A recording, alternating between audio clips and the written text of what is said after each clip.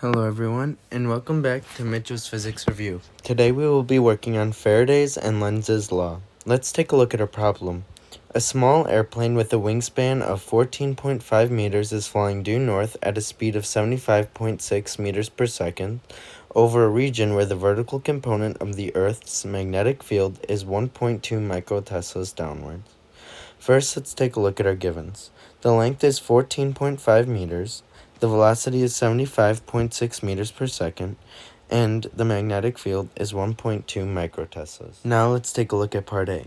What potential difference is developed between the airplane's wingtips? Well, from the title of the video, I hope you realize we're using Faraday's and Lenz's law. So EMF is equal to the negative of the time derivative of the magnetic flux. So the time derivative of magnetic flux can also be written as the derivative of the magnetic field times the area with respect to time. From there, you can substitute in length times velocity with respect to time, and for the area, so you get BLV dt over dt. The dt's cancel out, and you get that EMF is equal to BV and L. So from there, we are given those three quantities. We can plug them in and multiply them to get 1.3 millivolts.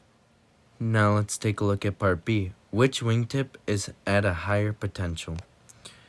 So we're going to draw a little picture of the setup and take a little top view of our plane moving north with the magnetic field pointing downwards with respect to the plane's top view.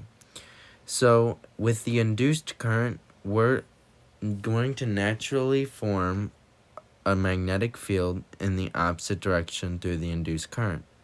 The only way that can happen is if our positive charges are on the left wing, causing them to flow clockwise, causing a magnetic field upwards in respect to the plane.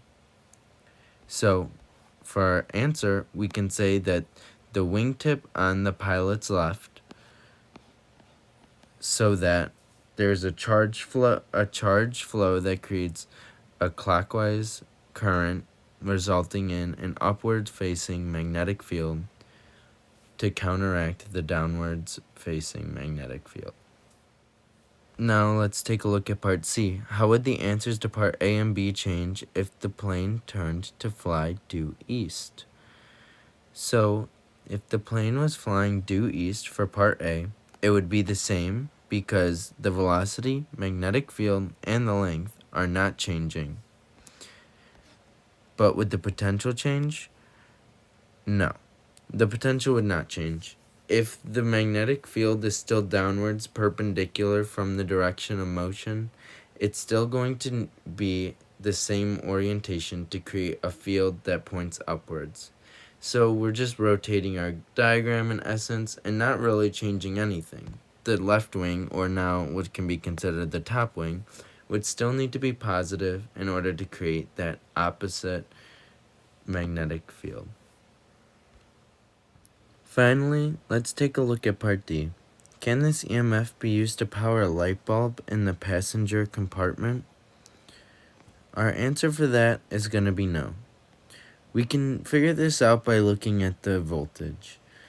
The induced EMF is going to be 1.3 millivolts, which is also 0.0013 volts, meaning there probably will not be enough voltage to be able to power much of anything. Now, for a reflection, what I really struggled with was starting at Faraday's law and getting down to the equation E is equal to B times V times L. I think what helped me most was looking at the smaller parts and what I could break up and what I could substitute in. Another thing that I learned a lot was about the right-hand rule and learning which currents create a magnetic field. Overall, I learned a lot from this problem, and I hope you did too.